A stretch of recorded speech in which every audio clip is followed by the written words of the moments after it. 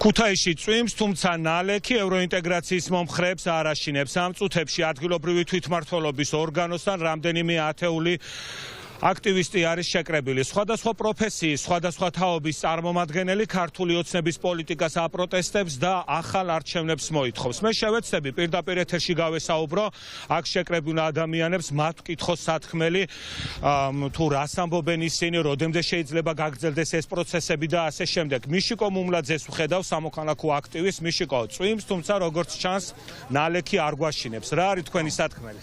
ჩვენი სათქმელია, რომ მე-19 დღეს კიდევ ყარავთ გავართ და ვიდგებით იქამდე, სანამ მოთხოვნები არ იქნება დაკმაყოფილებული და ეს მოთხოვნები ეხება ახალ არჩევნებს და ეხება უკანონო პატიმრების გათავისუფლებას, რომლებიც რეჟიმის ტყვეები არიან ამ ეტაპზე.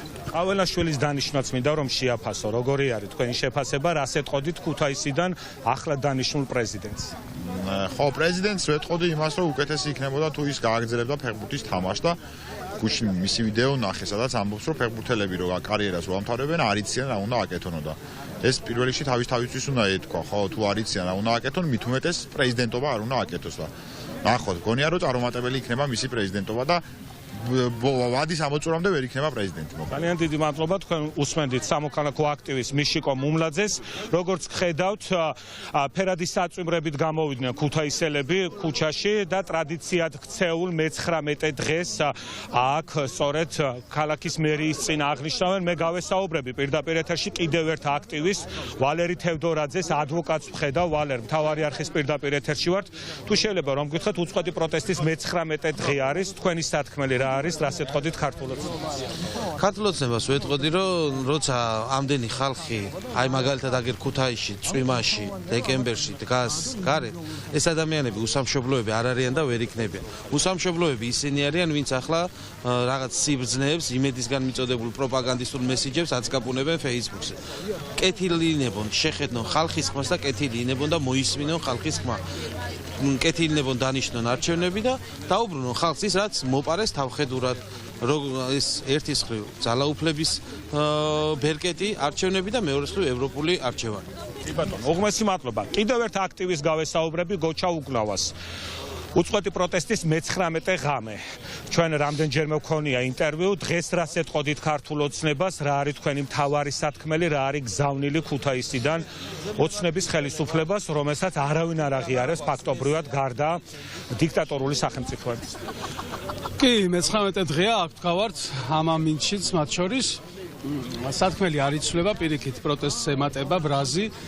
ადრე თუ ჩვენ ვაპროტესტებდით მიტაცებულ არჩევნებს, მე ამას დაემატა უკანონოდ დაპატიმრებული რეჟიმის პატიმრები, ეხა უკვე მიემატა უკანონო და არალეგალური პრეზიდენტი და დღეს უკვე მიემატა დიპლომატიური პასპორტები გაუქმებული, ეგრეთ წოდებული ხელისუფლება, რომელიც გვიმტკიცებს, რომ 2030-ში ომახიანად შევლენ ევროკავშირში, რაც აბსურდულია ჩემი აზრით, იმიტომ რომ ადამიანები, რომლებიც დაკენსელებული არიან ყველა ასპარეზზე, უბრალოდ მოლაპარაკებებს ვერ აწარმოებენ იმის გამო, რის გამოც მთელი ერი ქუჩაში ვართ და ვითხოვთ ევროპული ინტეგრაციის გზაზე შებრუნებას.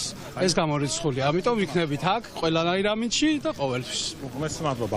სკოლის მოსწავლეები, სტუდენტები, სხვადასხვა პროფესიის და თაობის წარმომადგენლები არიან ქუჩაში გამოსული, როგორც უკვე აღვნიშნე, ნალექის მიუხედავად დღევანდელი აქცია მაინც შედგა, რუსთაველის გამზირი ისევ გადაკეტილი არის და საავტომობილო მიმოსვლა ისევ გაჩერებული არის. კიდევ ერთი თაობის წარმომადგენელს გავესაუბრები აქციის მონაწილეს. თქვენი სათქმელი რა არის? რატომ გადაწყვიტეთ წვიმაში გამოსულიყავით ქუჩაში? ჩვენი სათქმელი ეგ არის, რომ როგორც ჩვენმა წინაპრებმა იცოდნენ, როცა სამშობლოს უჭირდა ქუჩზე კაციო, ამაზე მეტი გაჭირება აღარ შეიძლება რო იყოს. პატარებს არ ზოგავენ, დიდებს არ ზოგავენ, ყველას იჭერენ. ამისათვის ყველა უნდა გამოვიდეს, რომ ჩვენ სამშობლოს უშველოთ, დიდი და პატარა და ვართ გამოსული სანამდე. ჩვენ საქმეს ბოლომდე არ მივყვანთ, ასე ვიქნებით ყოველთვის. ყოველთვის გამოვართ პრივატში, თოვაში, კარბოქში და ყოველთვის. ეს ყველას ვალია, რომ დევისვა ჩვენი მომავალი. ჩვენი სამშობლო არ შეუგდო წარვალებს ხელში. აი, ეს არის ჩემი კერა, ცელი საზოგადოების მიზანი და სურვილი. ძალიან დიდი მადლობა. მოკლედ ასეთია მდგომარეობა ქუთაისში. როგორც უკვე აღნიშნე, უწყვეტი პროტესტის 19 საღამო არის. რამდენიმე ათეული ადამიანი ისევ გამოვიდა ქუჩაში და ისევ აპროტესტებს ოცნების ხელისუფლების საგარეო პოლიტიკას და მოითხოვენ ახალი არჩევნების ჩანიშვნას. ქუთაისელები ამბობენ, რომ არ დაუშვებენ ქვეყნის გარუსებას.